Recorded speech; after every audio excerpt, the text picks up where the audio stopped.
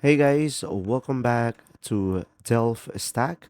This is how to send a message in Messenger to people. So to do this process, you could just simply go ahead and open up the Messenger application into your device. And now, once you have done that, guys, you could just simply go ahead and select the pencil icon on the top right corner of the screen. And now you will have new message. Now, at the top, you should be able to just simply provide the name of the person that you want to message. And now I'm going to provide the person of the second people that I am going to message.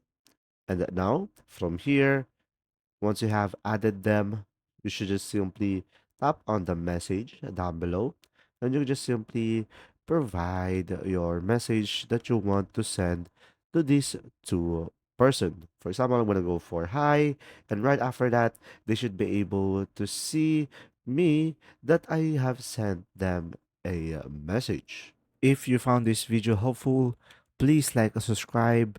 And if you have any questions, just simply go ahead and comment down below, and we will do our best to answer them all. And see you in the next video.